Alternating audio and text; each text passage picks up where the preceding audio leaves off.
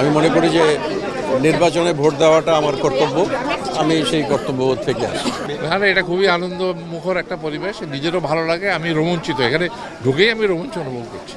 Bad অর্থে, বাজে অর্থে যেটা বলে পলিটিক্স, এটা যেন না হয়। প্রোগ্রামে গেলে ফুল দিতে খুব পছন্দ করি, নির্বাচনী সাজ।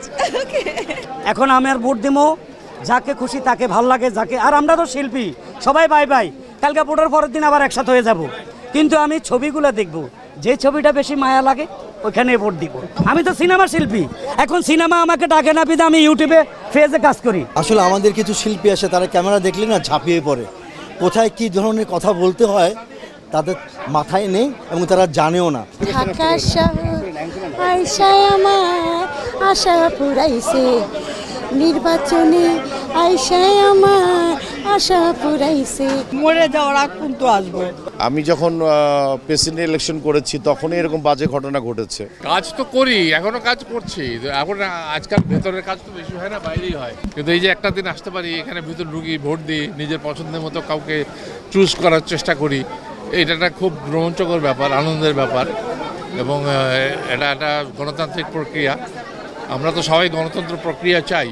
এখানে এটা খুবই আনন্দ মুখর একটা পরিবেশ, নিজেরও ভালো লাগে, আমি রোমাঞ্চিত, এখানে ঢুকেই আমি রোমাঞ্চ অনুভব করছি। অগ্রিম আমি একটা শুভেচ্ছা জানিয়ে দিচ্ছি, এবং আমাদের অনেক প্রত্যাশা থাকে, সব প্রত্যাশা যে পূরণ হবে এমন কোনো কথা নেই, তবে যদি কিছুও পূরণ হয় আমরা বলবো যে আনন্দের ব্যাপার। সুন্দর একটা জিনিস হোক, একটা শিল্পী মন, শিল্পী মানুষ অনেক সুন্দর একটা জিনিস।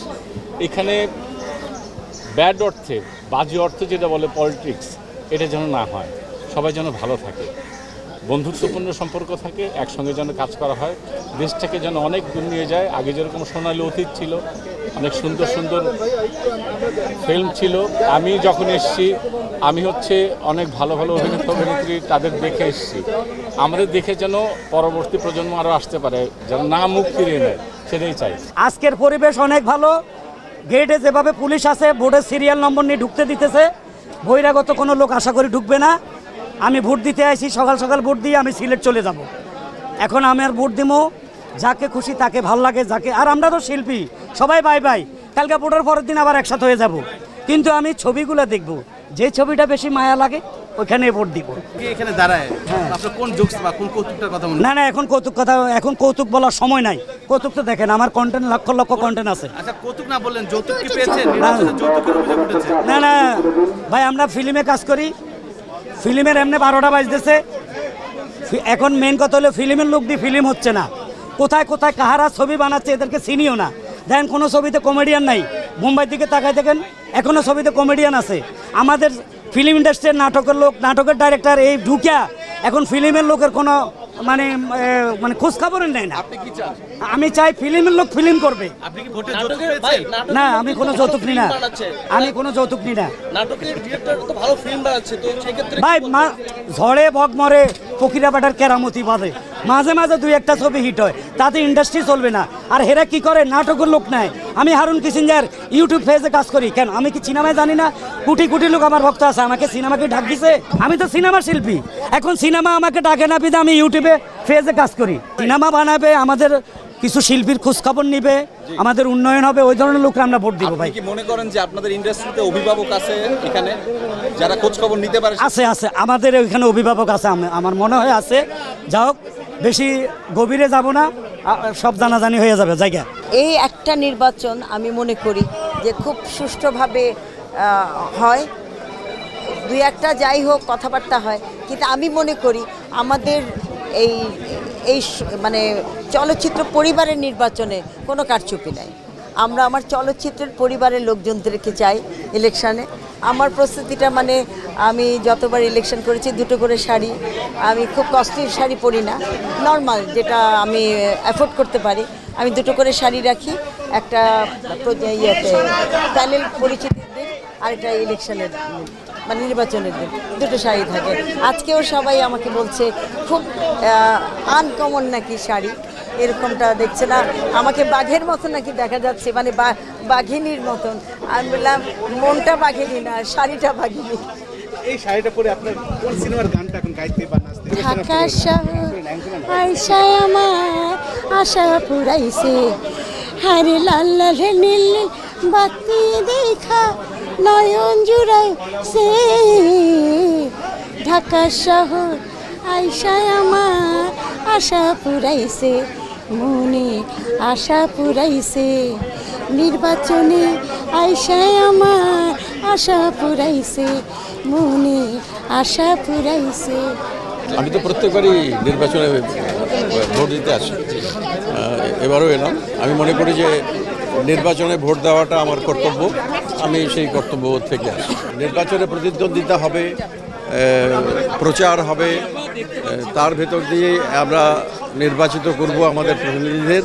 কিন্তু আমাদের প্রত্যাশা থাকবে যে নির্বাচনের পরে আমরা সবাই মিলে ঐক্যবদ্ধভাবে কাজ করব। আসলে আমাদের কিছু শিল্পী আসে, তারা ক্যামেরা দেখলে না ঝাঁপিয়ে পড়ে।